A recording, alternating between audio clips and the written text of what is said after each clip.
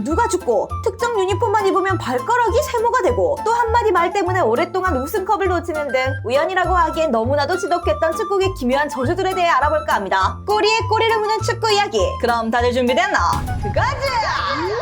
가장 먼저 가짜 금메달의 저주를 아시나요? 우리나라는 항상 아시아 최강팀 중 하나라 평가받지만 1960년 마지막 아시안컵 우승 이후 지금까지 60년이 넘는 세월 동안 단 한 번도 우승을 하지 못했는데요. 이 저주는 한국이 60년 아시안컵 우승 이후 축협에서 선수들에게 금메달을 지급했는데 선수들이 집에 돌아가 확인해보니 메달에 도금이 벗겨지고 안에는 금이 아닌 납이 들어있었고 이에 실망한 선수단 전원은 메달을 축협에 다시 반납했죠. 그러면서 한간에는 축협의 예산 횡령 등 부정이 있었냐는 의혹이 나돌았고 축협 측에서는 다시 진짜 금메달을 만들어주겠다고 약속! 했지만 입을 싹 닫고 오랜 시간 동안 약속을 지키지 않았는데요. 그리고 계속해서 아시안컵 우승이 좌절되자 이 저주썰이 스멀스멀 퍼지면서 당시 사건이 재조명됐고 2014년에 들어서야 축협은 뒤늦게 제대로 된 메달을 제작해 당시 뛰었던 선수들에게 재지급했죠. 근데 세월이 너무 많이 흘러 10명밖에 전달되지 못했고 그 탓이었을까요? 지금까지도 계속해서 대한민국 대표팀은 아시안컵에서 번번이 우승컵을 들어올리지 못하고 있습니다. 계속해서 트로피 터치의 저주. 요건 결승전을 앞두고 경기 시작도 전에 우승 트로피를 만지며 우승하지 못한다는 약간 설레발은 필패와 같은 저주인데요. 유명한 사례로 2004년 챔스 결승 모나코의 루노빅 지울리는 입장하다 못 참고 비기어를 만졌고 경기 시작 23분 만에 부상으로 교체 아웃된 뒤 무리뉴가 이끄는 포르투에게 3대0 패배. 그리고 다음에 2005년 AC밀란 가투소 또한 입장하다 비기어를 슬쩍 만졌고 저주가 쓱 발동돼 언더독 리버풀에게 이스탄불의 기적을 당해버렸죠. 또 7년 뒤 2012년 챔결에서는 바이언의 티모 슈크가 트로피를 만졌다가 첼시에게 첼렌덩크를 당했고 2018년 유로파 결승 마르세유의 드미트리 파에도 트로피를 만졌다가 30분 만에 부상 교체 아웃과 함께 알레티에게 3대0 완패. 2024년 알라스르의 호날두도 알힐랄과의 사우디 슈퍼컵 결승을 앞두고 트로피를 만졌는데 자신이 선제골을 넣었음에도 내리 4골을 퍼주면서 우승에 실패했죠. 이어서 드레이크의 저주를 아시나요? 이 저주는 캐나다 출신의 래퍼 드레이크를 만나거나 혹은 드레이크가 샷아웃하면 경기에서 패한다는 살짝 펠렉과의 저주인데 2019년 크리스탈 팰리스의 자아는 드레이크를 만나고 맨시티에게 패배. 아스날의 오바메양은 런던 콘서트에 참석해 셔츠를 선물했고 얼마 후 에버튼에게 패배. 그리고 포그바, 루카쿠, 링가드, 레시포드 등 맨유 선수들은 드레이크의 맨체스터 콘서트에 참석 후 울브스에게 패해 FA컵 8강에서 탈락. 시티에서 뛰었던 아구에로도 셔츠 선물과 인증샷을 찍었다가 챔스 8강 토트넘전 PK 실축과 함께 패배. 도르트문트에서 뛰었던 산초도 같이 사진 찍었다가 바이언과의 대여 클래시커 대패의 1조. 키르자와는 PSG 시절 드레이크를 만난 직후 릴에게 5대1이라는 대참사를 당했는데요. 오죽하면 당시 AS 로마는 공식 트위터로 소속팀 선수들에게 드레이크와 사진 금지라는 우스갯소리를 하기도 했죠.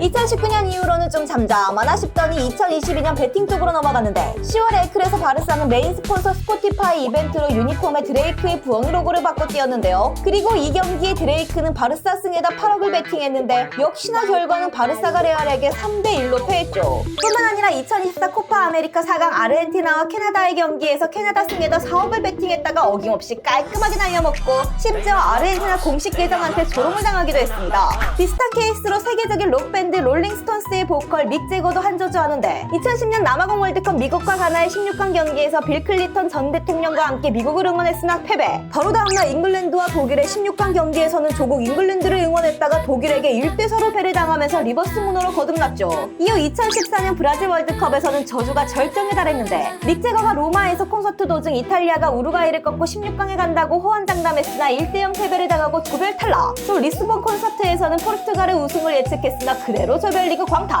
이어서 잉글랜드와 우루과이전을 앞두고 SNS에다 이번에야말로 잉글랜드가 이긴다 라고 남기자 귀신같이 잉글랜드는 패배.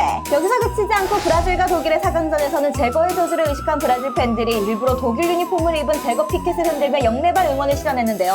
근데 짭이 어떻게 찌내리게 겠습니까? 이 경기 역시 제거는 브라질 출신 모델과 낳은 아들과 함께 관중석에서 브라질을 응원했고 결국 브라질은 7대1로 패하며 미네이랑의 비극이라는 역사적 참사를 당했죠. 이에 쏟아지는 브라질 팬들의 원성에 믹 제거는 첫 번째 실점은 내 책임일지 몰라도 나머지 6골은 제 책임이 아니에요 라며 억울함을 호소하기도 했습니다. 이후 2018년 러시아 월드컵에서 잉글랜드가 28년 만에 4강에 진출하자 도저히 못 참고 직관을 조졌는데 귀신같이 크로아티아에게 2대1 역전패를 당하며 잉글랜드는 탈락의 고배를 마셨죠. 여기서 끝이 아니다! 2023년에는 바르사의 메인 스폰서 스포티파이와의 협업으로 가슴팍에 롤링스톤스 로고를 받고 엘클라시코에 나섰고 당연히 믹 제거 또한 경기장에 출몰했는데 바르사는 벨링엄에게 극장골을 때려맞고 2대1 역전패를 당하면서 여전한 클래스를 증명했습니다. 다음은 축구의 가장 유명한 저주인 벨라 구트만의 저주. 이 저주는 1960년대 벤피카의 황금기를 이끌었던 감독 벨라 구트만에 의해 탄생한 저주인데요. 당시 구트만은 에우제비우를 발굴해내 2년 연속 유러피안컵을 제패하면서 승승장구했고 2연패 이후 구트만은 벤피카의 보드진을 찾아가 연봉 인상과 함께 더 나은 조건으로 재계약을 요구했죠. 근데 벤피카의 보드진은 무리한 요구를 하며 이를 단칼에 거절했고 자신의 공로를 인정받지 못한다고 느낀 구트만은 크게 분노하며 팀을 떠나기로 결심. 그러면서 구단을 향해 앞으로 100년 동안 벤피카는 절대 유럽 대항전에서 우승하지 못할 겁니다 라며 악담을 퍼부었다고 하죠.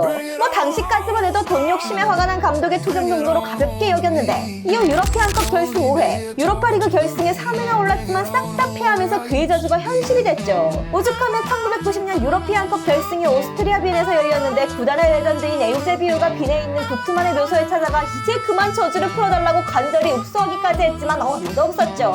현재까지도 이어지고 있는 이 구트만의 100년 저주는 64년째 진행 중이며 앞으로 남은 2062년까지 저주가 깨질지 아니면 계속해서 이어질지 기추가 주목되고 있습니다. 이어서 네이마르 여동생의 저주를 아시나요? 일단 네이마르는 자신의 팔에 여동생의 얼굴을 새겨넣었을 정도로 사이가 상당히 각별한데 희한하게 네이마르가 자신의 여동생 하파엘라의 생일인 3월 11일쯤 되면 귀신같이 부상이나 징계 등의 이유로 경기를 뛰지 못하면서 팬들은 네이마르 동생의 저주라 부르기 시작했죠. 가장 먼저 2015년 바르사 시절 경고 누적으로 인한 출장 정지, 2016년 또다시 경고 누적으로 인한 출장 정지, 2017년 뇌전근 부상으로 결정, PSG로 적을 옮긴 2018년에는 중족골 골절 부상으로 시즌 아웃, 2019년에는 중족골 부상이 재발해 결정, 2020년 코로나로 출국이 다소 어려웠을 당시에는 희한하게 경기에 출장, 2021년에는 사타구니 부상으로 한 달간 결장, 월드컵이 예정되어 있던 2022년에는 공교롭게도 정상 출근했고 2023년에는 2월쯤 발목인대 부상으로 시즌 아웃, 아렐랄로 이적했던 2024년에는 십자인대 부상으로 진지게 시즌 아웃 상태였고 산토스로 옮긴 2025년에는 3월 9일 급작스러운 허벅지 통증으로 또다시 결장하면서 묘하게 딱딱 들어맞았는데요. 일각에서는 네이마르가 동생 생파에 참여하려고 일부러 설계한 거 아니냐는 이야기가 심심찮게 나왔지만 다른 건 몰라도 골절이나 인대 파열과 같은 심각한 부상을 꾀병이나 엄살로 설계하는 건 좀 억가에 가깝고 그냥 시즌 막판으로 접어드는 2, 3월쯤인 몸의 부하가 가장 많이 가는 시점이라 아다리가 그렇게 됐다는 게 학계의 정설로 남아있죠.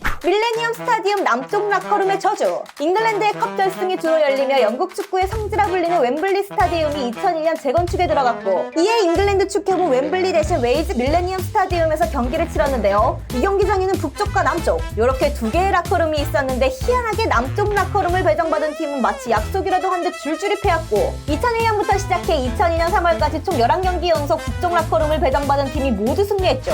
이에 스타디움 측에서는 우연일 뿐이라 주장했지만 솔직히 결승 같은 큰 단판 경기에서 조금이라도 찝찝함이 묻어있는 건 누구나 싫잖아요. 이에 압박을 견디다 못한 스타디움 측은 기도 메타로다가 풍수지리 전문가를 불러 향을 피우고 소금도 뿌려보고 불교, 티베트 의식 등 갖가지 방법을 동원해 정화를 시도 했지만 바로 다음 열린 잉글 하브리그 컵 대회 EFL 트로피 결승에서 또다시 남쪽 라커룸을 배정받은 팀이 패하면서 정화는 개뿔! 오히려 버프를 걸어줬다는 얘기가 나올 정도로 말짱 도루묵이 됐고 그러자 이번에는 웨일즈 출신의 세계적인 화가 앤드류 비카리를 초빙해 풍수 전문가의 도움을 받아 음산한 라커룸의 기운을 누르기 위해 붉은색과 노란색을 베이스로 한 말과 태양, 불사조 벽화를 그렸는데요. 쉽게 말해 우리나라로 치면 부적을 쓴 개념인 거죠. 근데 놀랍게도 이 그림을 그린 직후 펼쳐진 3부 리그 프로 결승전에서 스토크시티가 남쪽 라커룸을 부여받고 승리를 따내면서 저주가 깨지게 됩니다.